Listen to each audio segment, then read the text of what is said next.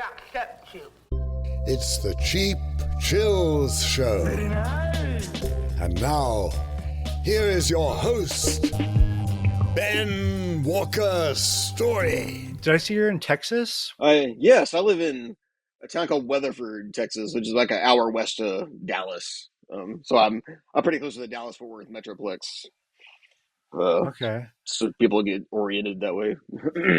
I haven't been to Texas yet, but there was a moment where I was like, me and my wife were ready to pack up and move to Yeah. just north of Austin, and I'm Oh, blanking yeah? on Oh, cool. I'm blanking on the name of. I always blank on it, but Oh, man, there's a zillion. Texas is so giant. There's a million towns, and most of them I haven't even heard of. So. it's where they filmed Waiting for Guffman. Have you ever seen that? No.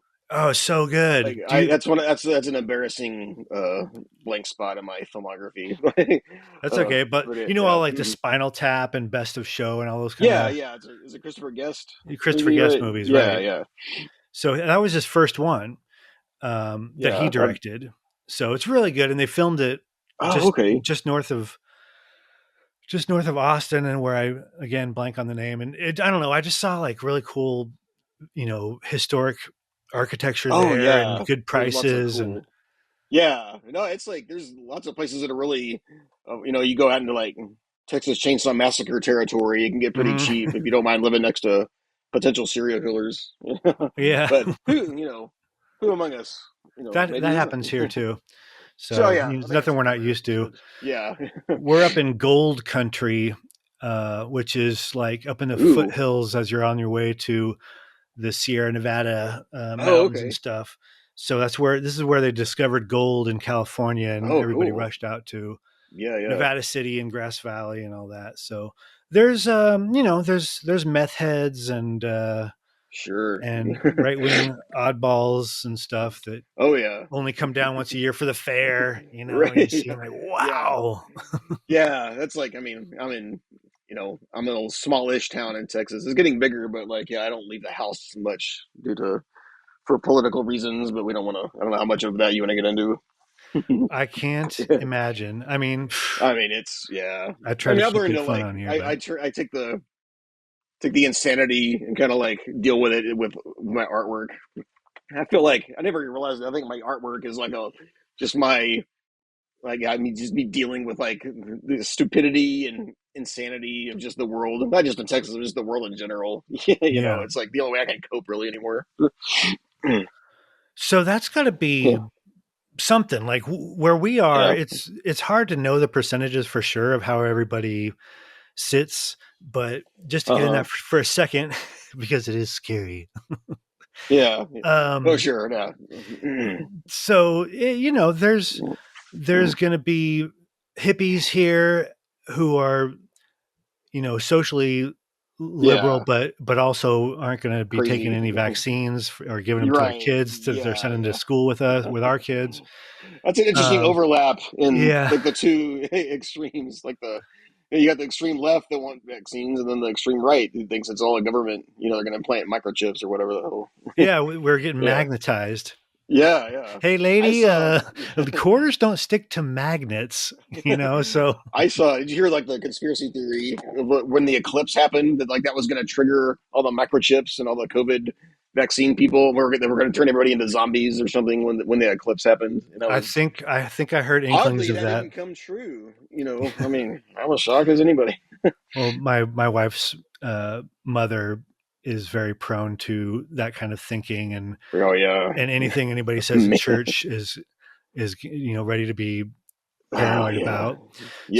She, I think, got on board with all that stuff, and then it just was like at least one phone call a day of like, you guys got to be prepared. Do you have water? Do you have canned food?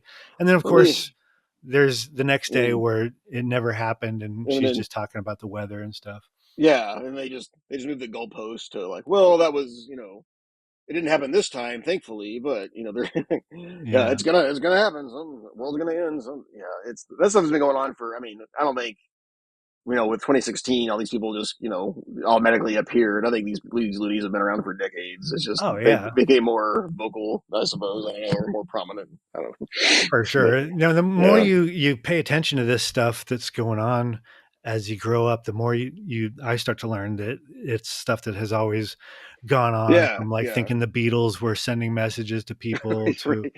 Oh yeah, no, that yeah. The more you dig into like, and well, I mean, even it goes back to like even in the 50s when they thought that comic books were like the word, like the guy that wrote the book, like Seduction of the Innocent, Wortham, that psychologist that was like, oh my god, it's going to influence kids to commit murder if they read Tales from the Crypt, and I mean, yeah, it's the yeah, same mindset in my opinion. It's like, oh yeah. no, yeah.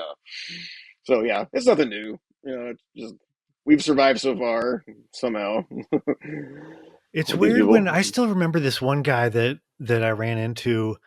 Mostly he was talking to a coworker when I worked at Tower Records, and Uh-huh. this guy was like, we were like in our early 20s, but this guy was like a grown up, maybe almost 40 or whatever, Yeah, yeah. and he's all like well put together, and he doesn't look like a crazy person or anything, Hmm. but he was very, very like confidently and calmly trying to explain to my coworker that the world was going to end next week, and you're going to see this is going to be it. Jesus is going to come, and Oh yeah.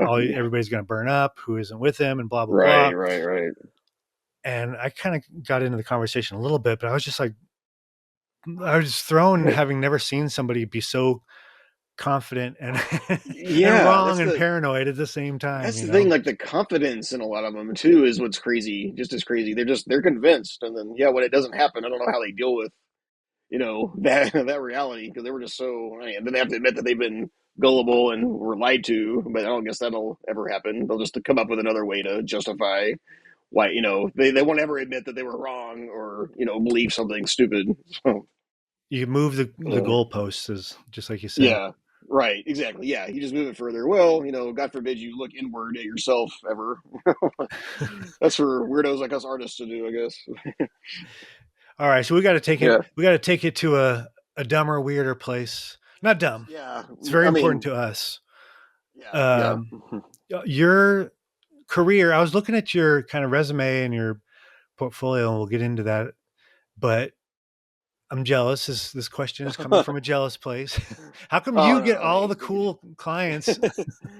oh man, no, like I wonder the same thing. It's like a lot of I feel like I've been really lucky. I got my stuff in front of the right places in the right, in front of the right people and at the right time, and that was not for nothing. It took me like at least a good decade from when I graduated college with an art degree, to even get, to even make some traction as an illustrator or a cartoonist, so like it took, it seemed like, I've had an awesome career for like the past decade or so where I've been able to do it full time as a freelancer, but it was hard for a long time. I had tons of self doubt. I was like, I always would do it. I always was like, even if I don't do it as a career, I'll always draw. It's just the only way I can, it's cathartic for me. It's therapeutic. That's just what I do for fun and to express myself. But, I always wanted to do it as a career, but, there's no like, how do you can't just go to the illustrator shop and apply to be an illustrator at the, Yeah, I know there's studios and stuff.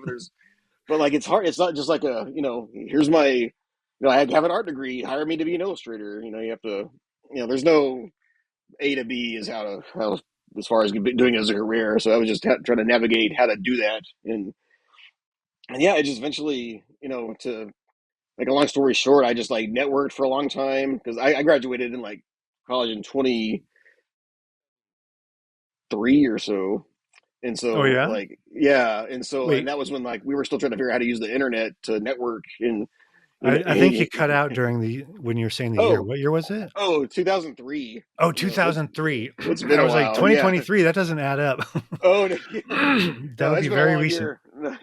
Yeah. Yeah, 2003. So I spent like, that was when MySpace was a thing. So I would Yeah. kind of start networking online with and trying to find artists, and I eventually, got together with a group of guys. We put together our own self-published comic book. And then one of those guys, his name was Bob Flynn, one of the guys I worked for. He did stuff for SpongeBob comics for Nickelodeon magazine. And then the editor of that saw my work and this other comic book we were doing, and it's like, hey, try out to do a SpongeBob comic, and then that's like how that goes. And so that was just one example of how just find the right person and find the right people. And of course, you have to have decent work that's going to get attention, but it's Yeah. getting in touch with the right people that can get you in front of the other right people is like what I found is the most crucial kind of as far as having a career. And so just to make stuff, that seems like a tough one for people to get over when you're in school, and when you're coming out of school, you're like, okay, I spent all this money and time trying to get to be the ultimate artist, which you're of course not. You're just getting started still. But after 5 years, you're like, oh yeah, this is it. I'm at the pinnacle of my skills, and I'm ready for somebody to pay me a bunch of money to get these loans paid off. It's hard to just like make something for yourself anyway and not make any money off of it. Yeah, I know, and that's exactly how I felt. Like I was in college, I was an illustrator for our college newspaper, and I did that for like 4 years, and was like, I won a few industry awards for student publications, and I was like, I was like, man, I'm gonna like just walk right out of college and into a job as a freelance illustrator, no problem. I had that probably one time in my life I had confidence, Yeah. and so I was like, man, this is really hard to like I didn't know really how to. That was kind of when I actually had an actual physical portfolio, and I was going around knocking on doors at like magazines and ad agencies trying to get an interview, and then they just flip through it and be like, "Yeah, it's not up to a professional level. Leave me alone," So like, then I would do that for a little bit, and then get really discouraged, and then stop for a while because I would like lick my wounds and be like try to improve, but then I would just kept doing it, and then I found people online.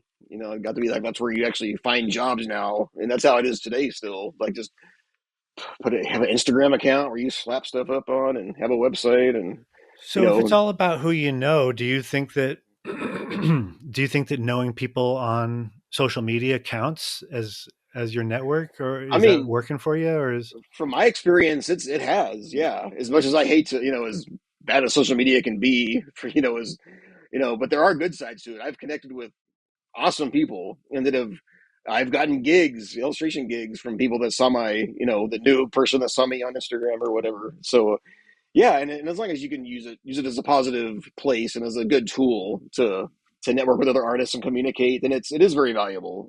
Just don't get into online arguments for like, which I made that mistake too. Oh my God. I woke up this morning. It was like 6 o'clock in the morning. And for some reason I checked my phone first, which was my mistake. Oh yeah. But some random troll just like found a innocuous comment of mine from last week and started arguing with me and telling me I was super out of touch and I'm not cool. And okay. Yeah. I had kind of the exact same thing where I was like, I commented on some guy's Trump illustration. And then I was immediately like, I'm a brainwashed, sheep that's just only listens to the. I'm a sheeple. Yeah, I only listen to left wing media, and I'm just repeating. When I don't watch any media. I don't watch any news. I don't. I look at what candidates are doing and what they're saying, and make my opinion based on that. I don't know. Anyway, not to get back into politics. Right. No, I do take in stuff, and it's like my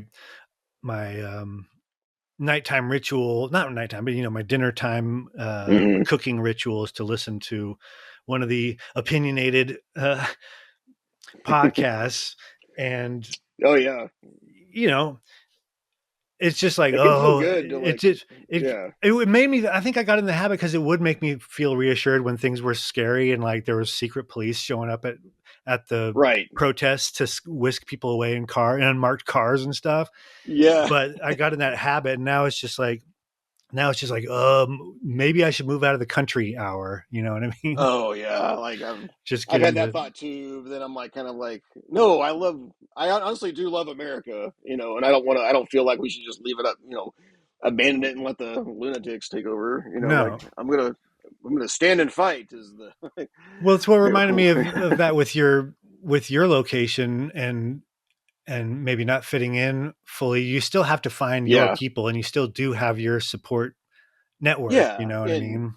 And as much as Texas people see it's completely red. I mean, it's pretty, pretty split, honestly. I know a ton of Democrats and, and liberal. Being an artist, I gravitate towards more of those people, that type anyway. But I Hmm. mean, I have really good friends that are conservatives, and we get along great. And they're not all lunatics. I may just vastly disagree, but we can come to, we just agree. Hell, we'll just talk about comics and art and movies and, Yeah. Well, um, I've had to get into that habit with like my family. You know what I mean? I think a lot of us are going through mhm. that. But Oh yeah, I yeah, just oh had to yeah, stop. I just had to say no more talking about anything of consequence, not just politics, but like with my mom, I can't talk to her about family yeah. or things I'm going through or anything. It Oh just has to be man, like, let's keep it super surface level. You visit your grandchild and yeah, we'll oh say yeah. hi I and have bye. I have family members like that, and yeah, I know how it is. But Good times. yeah. Oh, it's a blast. I was researching your stuff this morning, and I didn't even realize that I have one of your books, the one of the zombie chaser books. Oh, awesome. Yeah. Yeah, I bought Oh, it just because cool. I love the art on it, and Now, did you get the one of the first three? Because those I were got done by. The Caribbean. Is that That yours? one was mine. Yeah, that one was mine. Yeah, the first three were illustrated by this awesome illustrator named Steve Wolford, who I'm sure a lot of people. He's well more known than I am. Um, and he, I think, from what I understand, he had to start working on Adventure Time. I think he got into Cool. doing storyboards for that, and so I think for me doing stuff for Mad Magazine, I got they're like, hey, this guy draws weird and gross. He can draw zombies, and they got I was able to have that was one of my first major gigs too. Back when I first that would maybe decided to take the plunge into being a full time illustrator. That I was like, okay, I signed a book deal to illustrate 4 books, so I felt Yeah. like I had some sort of steady income at least for a little bit, Hmm. and then luckily it's been going for the most part okay since. That's Yeah, awesome. I mean, yeah, um, the zombie chaser one, I just like I said, I bought it because I love the cover art, and awesome. my Yeah. son is not ready for it. We've had it hanging out Oh, here for okay. 2 years or so now. He's How he's old is uh he? he's 7, and he Yeah. gets freaked Okay, out he's by getting stuff pretty close. quick. Okay, yeah. I have a son who's about to turn 8 actually, just in a week, and Oh so yeah, yeah, we've been kind of like he's real sensitive to. I have an older son that loves he's like miniature me. He loves horror and all. Nothing can really freak him out. But yeah, my youngest is the same way. He's like his imagination is way too vivid, so he'll picture like a tiny little seed of something freaky will like just expand in his brain to be like something really horrible. So yeah. yeah, got to be careful. I mean, I talked to my son about. I was the same way. And maybe you were Uh too. huh. Yeah, I Where was. when you're imaginative, it means you can, especially when you're young, you could just picture stuff just so vividly, and it's Yes. just like there in front of you for like a half a second, and then it's Yeah, gone. Did it's you have that? horrifying. It's yeah. Oh yeah. I still kind of do that. It's good. It doesn't paralyze me into fear like I used to, but like, and I would like. I don't. I'm sure you were the same way though, but I would gravitate towards freaky stuff. This should segue into like my first early influences. Like I would love you know, like I mentioned, and we were discussing earlier, like one of my earliest movie influences and memory is the large Marge scene in Pee Wee's Big Hmm. Adventure, and that was like it horrified me. I saw it when I was like maybe 7 or 8 years old, like the age we were talking about, and but there was something like fascinating about it. I was like I couldn't get it out of my head, and so it made me like I finally made myself sit and like watch the whole movie because I stopped watching it after that. I'm like, this is going to get way worse, But then a little bit later, I finally saw the whole movie, and of course, Pee Wee's Big Adventure is amazing. It's one of the greatest movies of all time as far as I'm concerned. Hmm. And then I was like, oh, okay, so like there's stuff out there that can be scary, but this movie is funny, and so like the power of like this is what I thought was really great about Tim Burton. He used the power of visuals. One of those filmmakers that you know can really tell a story visually, that struck with me as a little kid, and it Yeah. led me down this path of like, you know, just loving monster movies, like I love Godzilla. You've already seen my Godzilla toy collection up here. Nice.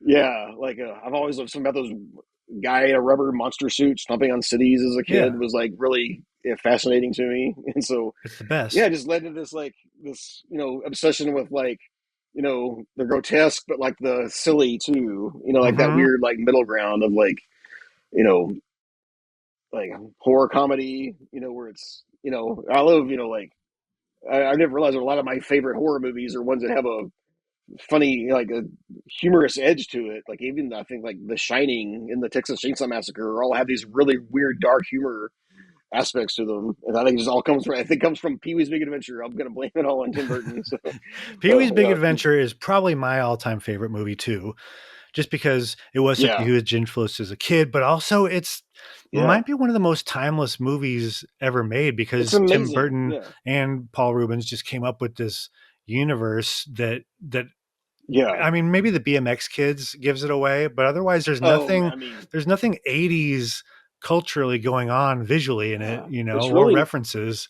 no, and that's why it's such a singular. Like I even compare that to like early John Waters movies. I mean, you can tell those are probably from the '70s, but they're still they're timeless too, and they're really like where it's like, where did this come from? This just came out of some guy's head, just completely not influenced by really anything that we can identify. It's Yeah. just like, like what is this thing? It's so unique and cool. Like I love filmmakers like that. Hmm. It's I try to do that with my own work. I don't know if I succeed a lot, but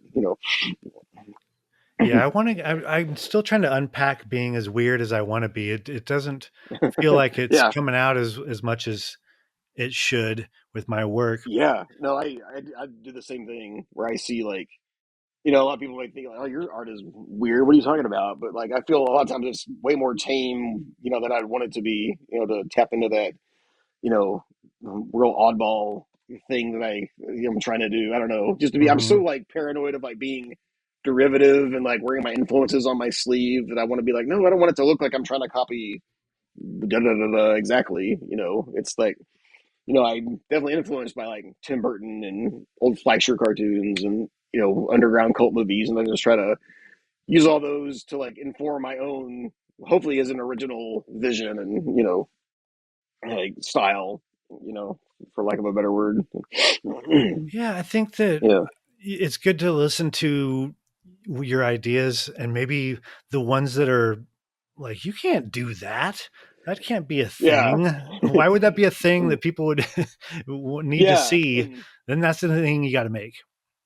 and that's why one of the things I do like about like Instagram is where I can like, yeah, I'll put up a weird sketchbook page full of just whatever stuff that shouldn't see the light of day, but then people seem to respond to that stuff because it's like it's unfiltered. There's not that voice in my head saying, oh, don't show anybody that, that's stupid, I'll just throw it up there anyway. Because when I'm drawing in a sketchbook, I'm not really thinking about what it's going to be. I'm just letting my mind and hand wander around, and then that's really freeing in a way, and people seem to respond to that spontaneity, I've noticed, which is cool. Yeah, I wanted to get into that with your process. How do you get Uh-huh. started? What happens when you're making something? Oh man. Well, yeah, it just depends on what the project is. Like when I'm, like a book I'm working on right now, a kid's book, it's supposed to come out next year. It all came from this image that I drew, and it was during the COVID lockdown where I drew this image just came into my head. It's a little cute little furry woodland critter.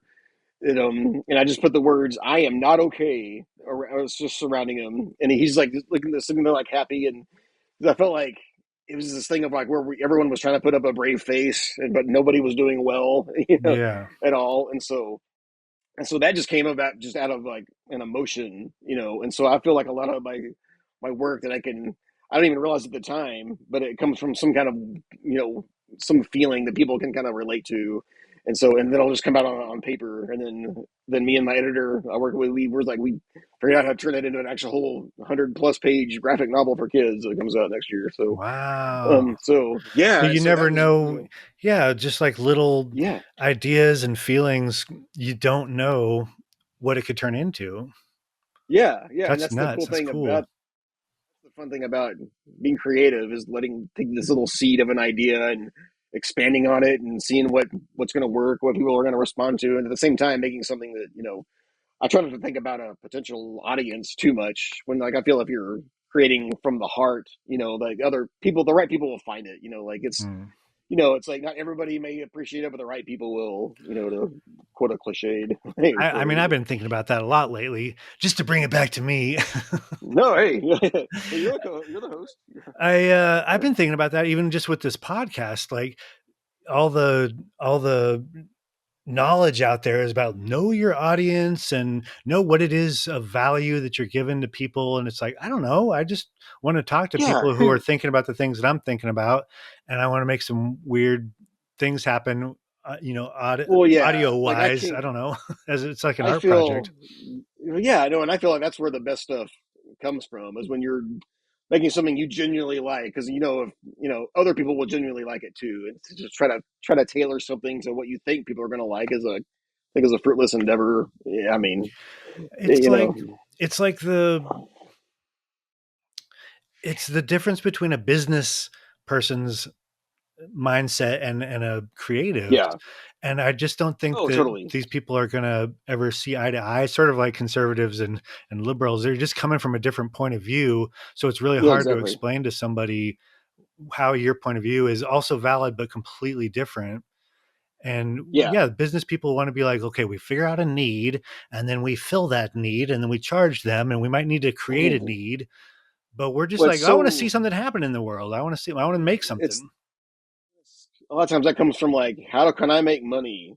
Like and that's why I feel like AI art is so gross because it's like a lot of people are like, oh, I can make a thing and I can generate that to make an income. Where it's like it is so opposite of how a creative person thinks. I feel that like Right. I just like creating stuff because it's fun to create stuff. I don't want a computer to do it for me. I'm not here to debate about the merits of AI. I know there's some benefits of it. I'm sure people are gonna let me know in the comments. like, Well, and I'm there's no not gonna. comments. Yeah. Okay. Don't worry Okay. about Good. that. Off on the YouTube video or whatever. But yeah, no, I feel that like creative people want to just create stuff in for fun. And I don't think you'll you'll find very few successful artists that have tried to create. Thinking about, oh, is this person going to like it or is that person going to like it? Then you're not being genuine. Feel, and so Right. it's fake. So So people can smell that yeah. too. Oh, totally. Yeah. And then because I mean I think I can. I feel like when you see, especially working in kids books, and I don't want to denigrate other creators, but like I said, and I can tell with my kids, you can see like something that was clearly made with more crass intentions of like, oh, kids like, I don't know, Minecraft, so let's make something that's kind of like Minecraft, or they can sense a cheap knockoff or something made to cash in, as opposed to something generally made of somebody's creativity, that felt that this needed to come out of me, as opposed to like I want to make a product for consumption. Right. Yeah. Well, that brings up something that we also wanted to talk about, which was you mentioned Ed Wood. Right? Was Yes. that we were recording when we said that? Anyway, we wanted to Yeah. talk about Ed Wood. Yeah. Um, Yeah. No. Tell me about your Oh, good. experience with Ed Wood, and then I can tell you a bit about mine.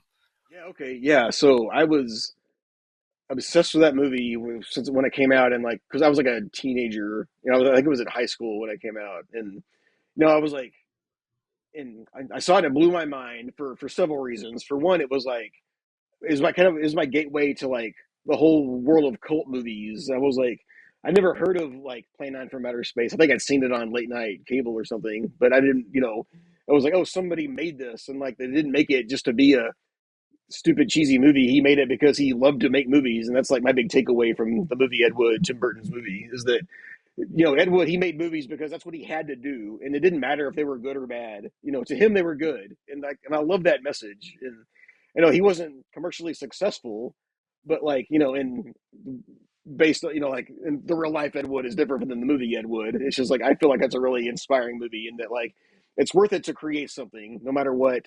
It goes back to that old Kurt Vonnegut quote too that I love, where he said like just I'm paraphrasing, but it's like create something even if it's good or bad, because at the end you've created, so you brought something into the world as opposed to just criticizing or being negative or anything. So it's just a really good movie and story about how powerful creating art can be, and so that really stuck with me for a long time. And then I learned all about like Ed Wood. He was this guy. He convinced like this Baptist organization to give him money so he could make a horror movie. And I love that. So I started Mm-hmm.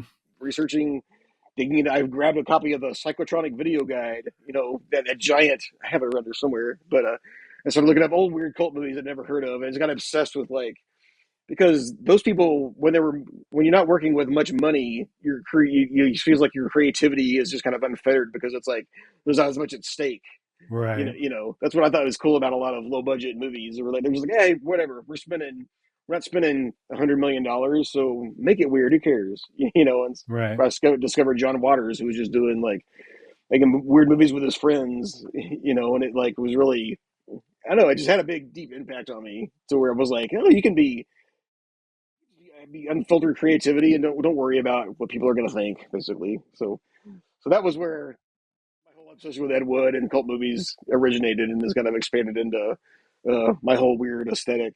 I feel like, I love, I try not to use, I love real like low tech techniques, like I use, I draw on an iPad, but I was a really late adopter to drawing digitally. I just did it now because it's like so much quicker.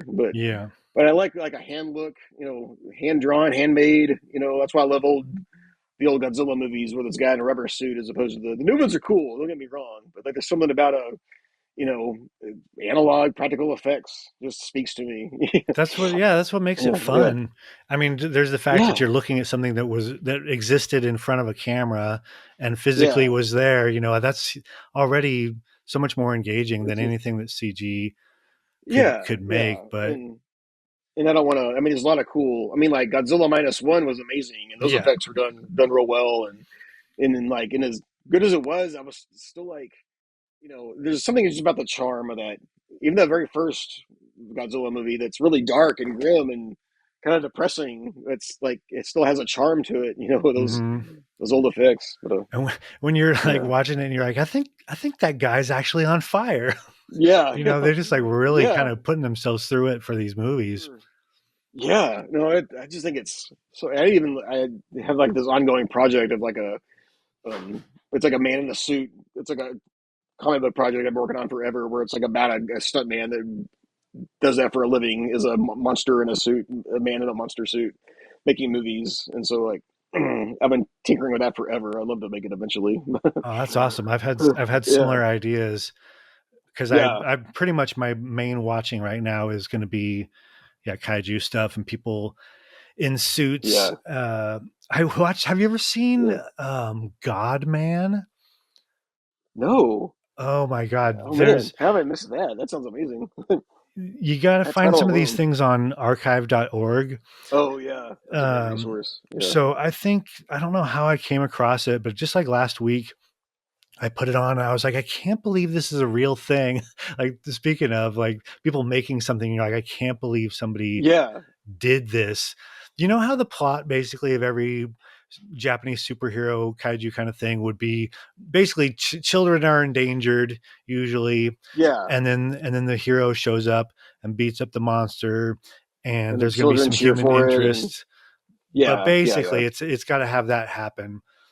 yeah. This one was that is all it was. It was literally a shot of some kids playing. They're always out in the dirt for some reason, like in a Oh quarry or yeah, something. yeah. I don't know what that is. It's probably cheap, probably really cheap to film there or Yeah, something. nobody Yeah, nobody needs to section anybody off away get from. a permit. Yeah, Yeah, yeah. so they're off in the quarry and they're playing for a couple seconds, and then a giant monster shows up, and they're like, "Oh my God, God man, save us!"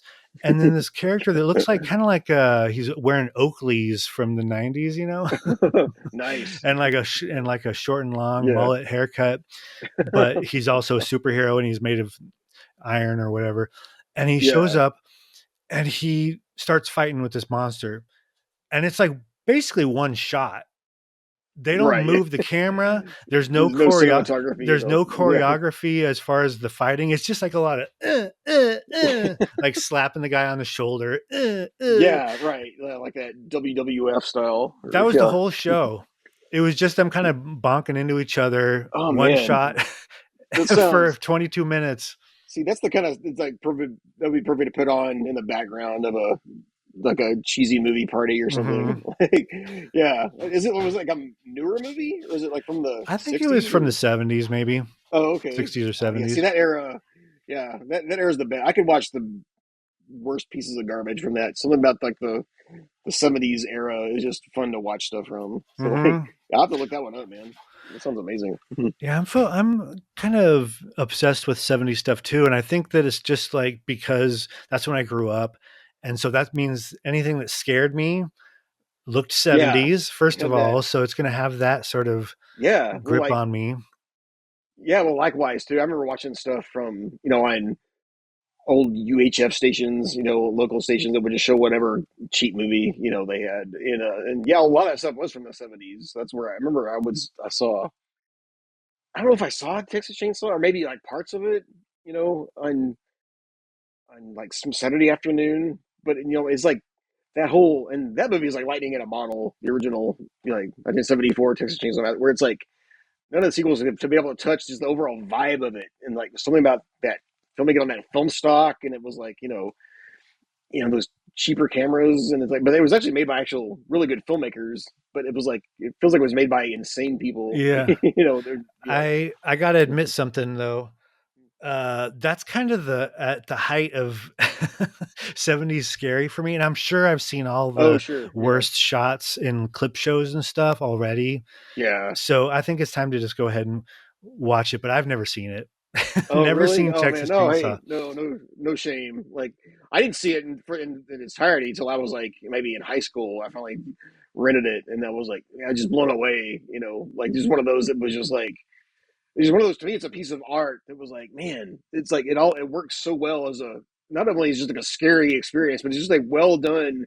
Like to me, it's like the best like portrayal of a nightmare on screen I think has Mhm. ever been shown before. So That makes sense. so yeah, so highly recommended. Watch it Well, I someday. just was Yeah, sort of not tricked, but I feel a little tricked yeah. into watching The Fun House. Not Oh tricked yeah, really, but I didn't realize it was the same director, Toby Hooper. creator. Yeah, And I that's a liked lot of it. the I was like, "Oh, this same. is cool." It's not like Yeah. my favorite kind of movie. There's a lot of like extraneous boobs that made me really Oh feel yeah. uncomfortable in that one. That's just what we were doing at the time. Yeah, Like we were like because it was cheap. Like it was cheap. It was like you don't have to make an expensive special effects show nudity, and that's you can slap that on the poster and an right. X rating and get people into the and then the drive-in. That's what it was all about. The, Exploitation. the first 5 minutes of that though is gonna have some boobs, and I'm just like, why are they showing this child's boobs? I don't understand. She looks so Yeah. young. That's Anyway, yeah. Like I haven't seen that one in a long time, but I don't know if I really want to revisit it honestly. yeah, but overall, But it was anyway, it was yeah, better than I was expecting. It kind of yeah. reminded me of like Friday the 13th, the series. It kind of had that sort of Oh yeah, 80s vibe. yeah, yeah. No, that was a fun. Yeah, I remember watching that on late night UHF stations. Yeah. Okay, we got to get back to Ed Wood for a second, though. Okay, yeah, For me, when I first saw it, and I think we got a copy on VHS after I saw it, and so that would have been like the mid and late '90s, right? yeah, yeah. I think it came out '94. So yeah. So I was still in my first like 10 years of being graduated from high school and trying to figure out my place in the world as an Hmm. artist or whatever. And I Yeah. wasn't very good. I hadn't gone to art school yet and everything. I didn't go to art school till I was started at 28. So Oh, okay. for me, Ed Wood was kind of scary to me. Like I liked it, but there was something about Ed Wood being so enthusiastic about his creations Hmm. and Hmm. also in a way for me at the time wrong. You know what I mean? Like that the audiences Yeah. were not liking it, were making fun of it, that he was Yeah. making Yeah. quote bad art and didn't realize it. And I was terrified that was going to be No, me. I think that's an understandable reaction, and I get that too. But like at the time, that's like watching it, and I think the way Johnny Depp plays him is like he's still so enthusiastic about. He has that one of my favorite line in the whole movie is when he's on the phone with that Yeah, producer I at knew Warner you were Brothers. going It's like, there. oh yeah, he's like, really, worst movie you ever saw? Well, my next one will be My next better. one will be So better. yeah, so he's like, I I'm use just making that all better the movies. time. Yeah, yeah, yeah. So, but yeah, no, that is a genuine and something I still, even with my book coming out, I'm like, I love it. I think it's a great story. I think kids will respond to it, but it could. get completely ignored. I'm gonna do my best to not, you Right. know, who knows? But then again, that's what it goes to. You can't make something for an audience, And then, well, look at Ed Wood now. I mean, he's a cult hero, So he was ahead of his time. So Yeah. I mean, I think that's you what know, the lesson I've learned is getting older is just like, oh, I see now. He's not scary anymore. It's just somebody creating what he wanted to yeah, do and he had fun doing it. And I love that, especially in the yeah, movie, they really showed that he found his people, like we were talking about earlier. yeah. Oh, He totally. Yeah, created his own little microcosm of club of people weirdos. who Yeah, also liked doing what he was doing. I thought that was cool. yeah, and I feel like that's another takeaway. Is it like the movie is like, yeah, just find people that are like you, and that's all like you can really ask for, in life. You can't make everyone happy, so surround yourself with people that you like and that they like your stuff, and just create and be happy. Exactly. So where Yeah. you are, are you able to um, find people that are creative Mhm. in some capacity, or can you commiserate in person with people, or is it a lot mostly Yeah, like online?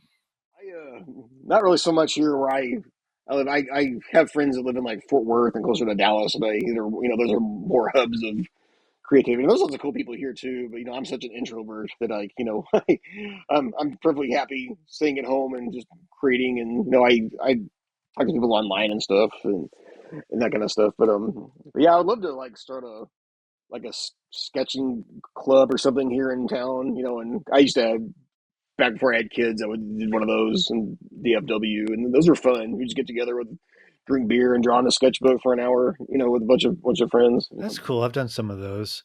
Yeah, those are fun. I had one. I had one that I was doing in like 2007 to 2009 or so, where we Mhm. would kind of recreate the clothed and costumed figure drawing that would go into art school. Because everybody does the Oh yeah, nudes, yeah. and I love characters and costumes and clothes or even Oh, that's fashion. We would cool. have like fashion Yeah. designers show their stuff and then we would draw them. So that was a lot Oh, of that's fun. awesome. That was Yeah, I know weekly, that's so that was way cool. too much work, but it was a good time. Oh man, yeah, I know that would be, and I would. That's the kind of stuff that I would love to do now because it would really, because I have the tendency to I just want to draw more weirdos in my sketchbook. I don't, I'm like, it would be good to, I'd love to take another life drawing class or something like that to stretch those drawing muscles again because you get complacent and, especially I haven't been in school in over 20 years now. So like I could probably use a lot of those fundamentals again, so it'd Hmm. be good to have a group. It's kind of like, Exactly. getting a buddy to work out with you, like I don't want to do it on my own. You Like, need a spotter. yeah, you need a spotter. Yeah, I need an art spotter. Well, that sounds, I mean, I'd spot for you. Okay. Yeah, hey, come into Texas. We'll start our own. As much as wonderful places I've made it sound like so far. Yeah. Okay, hold on. I see in my So, notes here. We can't miss this. You did the okay. animation for Weird Al Yankovic's video for Polkamania. Oh, I designed a little 10-second part of that. So if you've seen that video, it was like he got, it's one of his polka medleys. So each little song that he did in Yeah. polka style, he got a different animator or studio to do that segment. And Okay. so I worked with Ogdenblick Studios, who I worked with a few years ago on a little animated series called Death Hacks that was for Snapchat. It was really fun. It's about like these two zombies that are like YouTube influencers, and it was showing you how to hack your death when you go to, it was like kind of like Beetlejuice, kind of, it's like Beetlejuice meets YouTube or something. It was really amazing. It was Aaron Ogdenblick's creation, and so Weird Al, he's worked with Weird Al before on videos, and he worked on the movie, the Weird Al Yankovic story, Oh, and so animated good. stuff. And so yeah, Weird Al went to him to do a segment for Polkamania, and it had to be done pretty quickly. So Aaron reached out to me and Josh Pilch, who was the animator, really awesome, talented animator. Yeah, we all worked together, and I designed the entire segment. They storyboarded it, and then I just used their rough storyboards to design. Just did it in my style and tried to make it funny and shoved as many UHF references as I could because Yeah. I love that movie too. And yeah, I did it in like a week, and yeah, I can put Weird Al Yankovic video on my resume now. That's awesome. I remember Yeah, it was seeing so that and fun. I didn't make the connection that you were in that one either. But I just remember Yeah. I was being like, "Woe is me! Why can't I get like animation work for a music video or something?" I, And then that came out, and I was like, "Oh, because I'm not that good." oh yeah. That No, looked man, no, so I think your good. stuff would be awesome. It's just, and this again, that's just one of those knowing the right person at the right time. Like I Mm, never would have gotten that gig unless I had done that series a few years ago with them. So like it's not like I was sending my resume to Weird Al or anything. right. Oh It's my yeah, it's just god. weird how connections are made. It's like my best advice when people ask me, how do I get this gig or that gig? It's just like put your work out there and do like Ed Wood did. Find your people, Right. and yeah, put it out there, have fun with it, and you'll. That's my best advice. It's kind of like I feel like I've just been kind of like stumbling aimlessly through this weird career so far, but I don't really have a roadmap to follow. No, but you're right. Yeah, Independence is just really underrated because it often comes with brokenness right. more often than not. But I Yeah. remember once I was doing a Comic-Con, and that must have been like 2009, and that was at the height of my Comic Cons where I could get the 10 by 10 booth and be in like the media area and stuff. And Oh yeah, I was like yeah. right next to Nickelodeon. It was nuts. And Oh man, oh that's cool. I was this independent guy just selling t-shirts and prints basically. Yeah. And this, you'd get to meet people that you normally wouldn't get to meet because they'd come to your Uh huh. table instead of you bothering them. And this Yeah, one yeah. guy was looking at my stuff and he's like, "Oh, this is cool." And we got to talking and I was like, "What do you do?" And he said that he was an animator on South Park. Oh man, And oh that's awesome. I was like, "Oh man," I was like, "Thank you for your service." I was like, Yeah, "That is yeah, so yeah, cool." And he was like, "Look at what you're doing. That is way cooler. Like you have your yeah. stuff in a No, booth, and people are coming and buying your paintings and stuff. I'd rather do that than, animate on somebody else's cartoon." And I was like, "Okay, yeah, it's that's so cool interesting. It's too." like the grass is always greener kind of mentality, and like, and I've had that thought too, where like I don't know if this is the thing that artists do, but you see another artist's success, and you're immediately like, oh man, why can't I do that? And it's like, then you kind of it's you in reflection, it's like, oh, someone could see because I was the same way. I would go to booths and see people selling back when I had like some crappy 9 to 5 job I hated, and I was like, man, how do I, I'd be happy if I could just make art and barely make a living at it. If I could just pay my bills, I don't ever want to be rich. I would just love to just create, and get by. So it's like, no, I know what you mean, and I still do that to myself. I'm like, do that same thing where I'm like, man, how do I get, well, I'm going to do that gig now, even though I've done stuff like Mad Magazine, which is like insane to me that I Yeah, was in Mad Magazine early in my career, and and then I lose kind of sight of the fact that like, I've had a really cool career that I'm really grateful for, but I'm always looking at like, what's the next? How can I top that thing now? Where I was like, you know, Mad Magazine was kind of like a Mount Everest of cartooning, back 10 years ago, and now that I've done that, it's kind of like, okay, well, now what? So just if I could just keep making a living doing it, that's the goal, really. it's huge.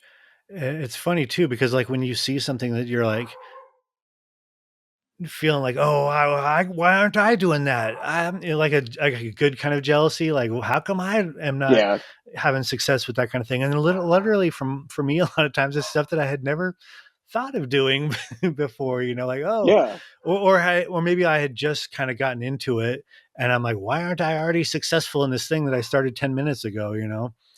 oh yeah. You got to put in the dues.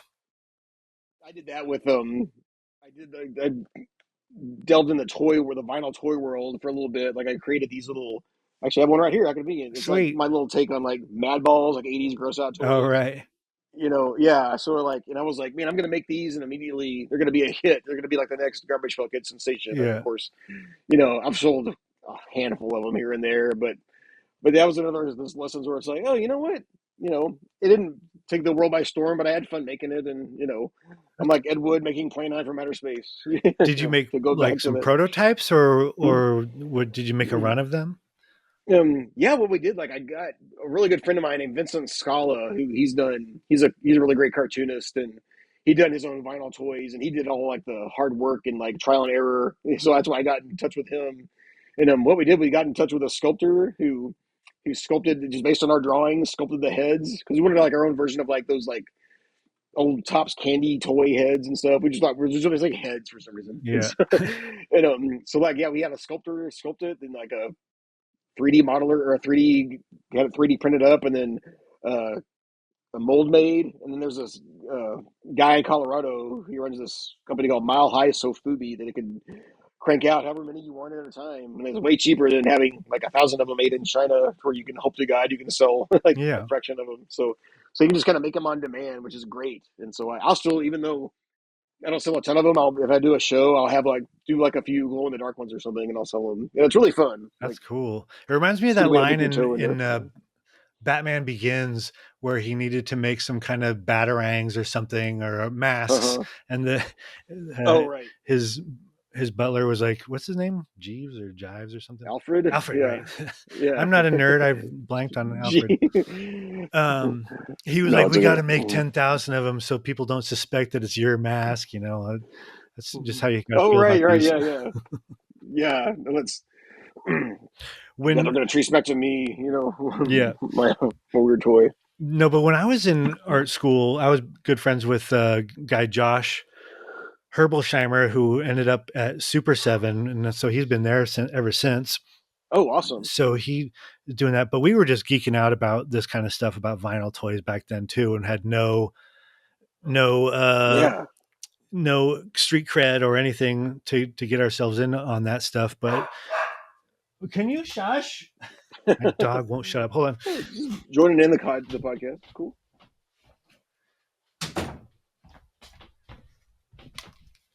Um, so I ended up doing an independent thing that was so ridiculous. It was called Oh yeah. Spunky the Dairy Hamster, and I made those for my first I like that. convention. Just a little Cool. They were independent like, comic thing. Was oh that? okay. Yeah. Well, They there were. was It one was a called. comic book. Like, What's that? it was a comic book. No, there was an independent Like comic book convention called Alternative Press Expo or APE oh yeah. in Okay. San Francisco. So my first convention ever was that, and so I showed up with some sketchbook zines and this dairy hamster. I made like 6 of them and made their own packaging for them. And you could get Sculpey that is bendable. Oh yeah. Yeah yeah. So I made them out of that. And then my wife at the time sewed the plush part of it. So it was Uh, bendy and oh, plush. that's cool. And Oh it had man, little yeah, wires in it so you could move it around and yeah. stuff. And it was so stupid. It was one of those things like I can't believe why would you do that? But it had like No, like it had nipples that looked like 4 dongs coming off of its belly. okay, you gotta find one of these. I gotta see what this looks like, Yeah, I'll and send you a I'll picture buy of one them. from you. Yeah, if you have any left, I'll buy one from you. Yeah, they Yeah, haven't stood the test that's of amazing. time. The nipples fall off. Oh man, hate when that happens. One guy, I was like trying to talk up how cool it was so I could sell some, and I was like, Yeah, these are actually really durable. It's a bendable Sculpey. They're pretty durable. Give it a yank, snap. And the guy Yeah. just like grimaced and went "Ugh," and just cranked this thing and broke the nipple off. I was like, cool, thanks, bro. Mm, yeah, I mean, you didn't have to go, full Hulk on it. Yeah, he hulked out. Yeah. Well, before we run out of Uh, time, oh man, it's been almost an hour. Holy crap. I know maybe we can have you back sometime. But Oh yeah, totally. before we run out of time, we do have to get into Mad a little bit more, right? How did you Oh get man, in on yeah, Mad absolutely. Magazine? Like, yeah, that like I was one of those early in my freelance career. Well, I hadn't actually gone freelance yet. I was still like I did like a little bit of SpongeBob stuff, and then I think like my work just somehow made its way in front of an editor over there, and I was always too intimidated to because there was a way that you could like actually submit online to Mad, Hmm. but I remember it would say like before you submit to Mad, just like make remember everybody wants to be in Mad, but few are right for what we do. It was really intimidating, and I was like, okay, there's just no way I'm not going to waste my time. Yeah, But like, so I never actually submitted myself. So they actually found me, and and he was like, "Hey, we like your stuff, and so submit some ideas." And so like, I was just like, after I picked my jaw up off the floor and put my brains back in my head yeah, after getting that email, I was like, okay, like, hey, who am I to say no, to Mad Magazine? And so I submitted like, gosh, maybe 10 or a dozen ideas where they finally hit on. They finally were like, "Hey, yeah, we like this." It was a one-page gag where it was like back when hipsters were doing like weird, crazy facial hair. So it was like Mm-hmm. weird hipster facial hair trends of the future, and it had like one was called like the reverse Hitler, where there's like this big giant mustache, he's just shaved right here, and it was dumb. It was so dumb, but like that's why they gravitated towards it. Yeah. So that was the first thing I could make fun of, like Hitler and hipsters in one gag cartoon. Yeah, that sounds So perfect yeah, for that was them. my first. Yeah, no, and that was great. And then I would have been happy with just having one thing published. I could have just died a happy man. But I was like, well, I got this great, contact over there. His name is Ryan Flanders, who I'll always be extremely grateful to. He was amazing. And he gave me a shot, and he's like, yeah, can we keep submitting stuff? And yeah, I would do one panels. I eventually created this stupid superhero character named Patience Man, who's only you can see all the strips on my website, but his only superpower is being able to just be incredibly patient, and so it takes him. It's always to the detriment of who he's trying to save. Like the first strip was like he's trying to unlock get a cat that's locked in a safe, so he just goes through every conceivable combination, and it takes him like weeks or months, and at the end of the strip, the cat is dead. So hey, that's hilarious. Cat killer, Yeah. but that's what. So that was my, and then that was when they were actually publishing like the magazine, publishing new material, and then I did stuff for when they moved to LA, and great people over there too. The staff, I was doing stuff for their online content. They were doing like social media, like Twitter, Instagram, Facebook posts. It was like, and those were like had to be like a daily.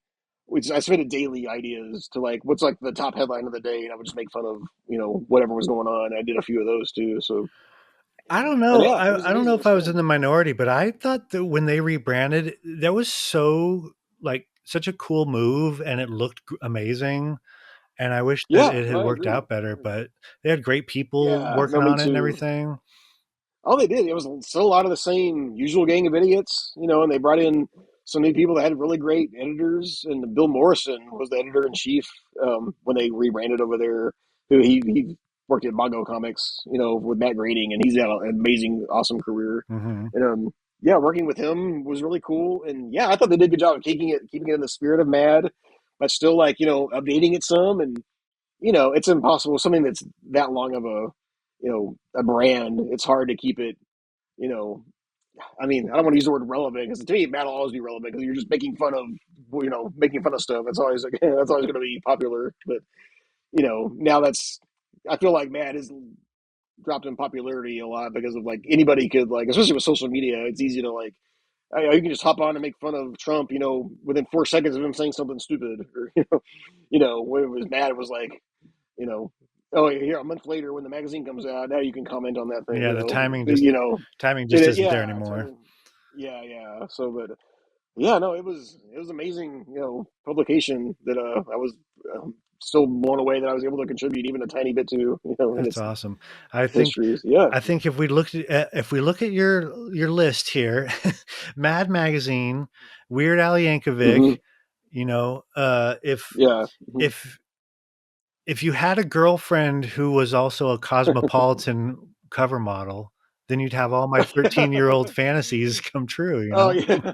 Oh yeah. Oh, like if you told a 13-year-old me, especially with the Weird Al thing, because that was when I was like obsessed with Weird Al, because Weird Al is basically like a walking Mad magazine Yeah. anyway. So yeah, I would have been like, yeah, you're insane. There's no way. But but I do have an amazing wife who's to me hotter than a cosmopolitan cover model. So like I feel Wow. like I've won the life lottery. See, I was wondering if maybe we were the same person, and it sounds like we are because I also have a hot model wife. So things turned Oh out okay for man. me too. Oh, hey, awesome. Hey, fist bump. Yeah, doink. Yeah. No big Yeah. deal. Cool. Yeah. Yeah, no big deal. We just have The hot wives. the It's great. nerds the Yeah. nerds triumph after all. Hey, we gotta win sometimes, right? Might as well be in the things that matter in life. Well, shit, David, Yeah. thank you so much for Oh, doing dude. this. Yeah. Oh man, thank you. This is so fun. I could talk to you for another hour, but yeah, have me on again. Okay. I can talk about more weird movies, more weird comics, whatever, anytime. Yeah, well, we'll do that then. I'll take you up on that. This has been the Cheap Chills Show. For more spooky fun, follow us on Instagram at Cheap Chills Fan Club. Thank you for listening.